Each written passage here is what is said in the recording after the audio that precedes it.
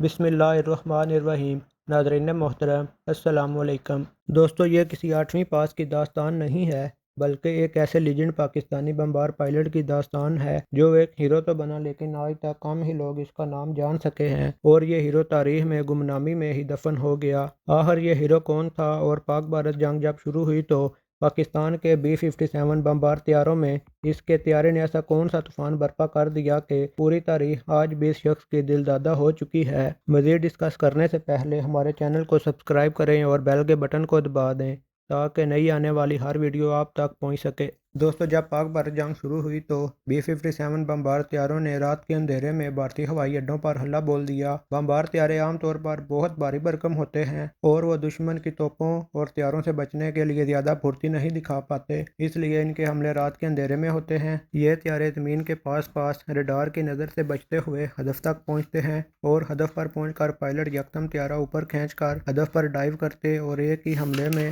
اپنے تمام بم گراتے ہوئے دشمن کے ہوشیار بننے سے پہلے اس کی توپوں کی رینج سے باہر ہو جاتے ہیں۔ دوستو، ایک رپورٹ کے مطابق پاکستانی B-57 طیارے 500 پاؤنڈ کے 8 بم لے کر جاتے تھے اور اسی طریقے کو فالو کرتے ہوئے ایک ہی حملے میں 8 بم گراتے ہوئے آگے نکل جاتے تھے، لیکن ایسے حملے میں لازمی نہیں ہوتا کہ تمام بم نشانے پر گریں۔ اکثر ایسا ہوتا کہ 2 بم ایک ہی ٹارگٹ پر گرتے جس کی وجہ سے ایکوریسی کم رہتی، مگر یہ حملے کا انتہائی محفوظ ترین طریقہ تھا۔ لیکن بھارتیوں کی حیرت کی انتہا نہ رہی جب جنگ کی پہلی رات آدم پور ایئر بیس پر ایک اکیلے B-57 طیارے نے حملہ کیا۔ بھارتی نہیں جانتے تھے کہ اس طیارے کا پائلٹ کوئی عام پائلٹ نہیں۔ طیارہ پہلے غوطے میں آیا اور صرف ایک بم گرا کر آگے بڑھ گیا۔ بھارتیوں کا پہلا ری ایکشن یہی تھا کہ باقی بم کسی خرابی کی وجہ سے نہیں گر سکے، مگر وہ حیران رہ گئے جب بمبار طیارہ دوبارہ گھوم کر واپس آیا اور اس نے پھر غوطہ لگایا اور ایک اور بم نشانے پر گرا کر آگے نکل گیا۔ اس دوران بھارتی طیارہ شکن توپوں نے ہوا میں گولیوں کا جال بن دیا تھا۔ طیارہ پھر واپس آیا اور ایک بم ایک اور نشانے پر ایکوریسی کے ساتھ گرایا اور آگے نکل گیا۔ یوں اس بمبار طیارے نے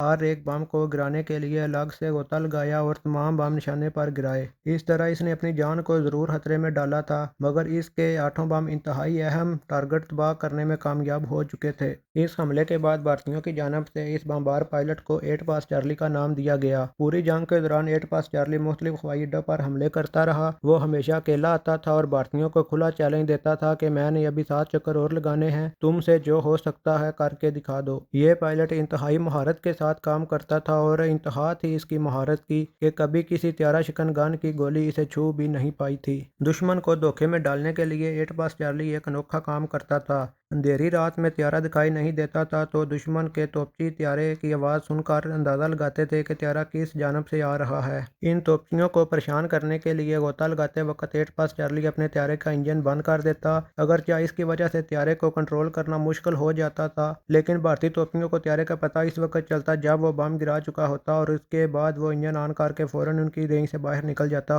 ایک بھارتی پائلٹ پیڈی ارل کے 8 پاس چارلی کے بارے میں خیالات یہ ہیں: میں اس پاکستانی بمبار پائلٹ کے لیے انتہائی عزت کے جذبات رکھتا ہوں جسے ہماری زندگیوں کا سکون برباد کرنا انتہائی پسند تھا۔ 8 پاس چارلی ایک لیجنڈ تھا، لیکن اس کی یہ عادت بہت بری تھی کہ وہ چاند نکلنے کے ٹھیک 30 منٹ بعد اپنے ہدف پر پہنچ جاتا، عین اس وقت جب ہم اپنا پہلا جام ختم کر رہے ہوتے تھے۔ وہ ایک اونچے ترین درجے کا انتہائی پروفیشنل پائلٹ تھا۔ اپنے حملے کی سمت چھپانے کے لیے وہ غوطہ لگانے سے پہلے ہی اپنے طیارے کا انجن بند کر دیتا اور بم گرانے کے بعد وہ اپنے انجن کو فل پاور پر آن کر کے گولیوں کی رینج سے باہر نکل جاتا۔ دوستو، اپنے دشمن کی جانب سے 8 پاس چارلی کا نام پانے والے یہ پائلٹ اسکواڈرن لیڈر نجیب احمد خان تھے۔ ملتے ہیں ایک نئی ویڈیو کے ساتھ، تب تک کے لیے اللہ حافظ۔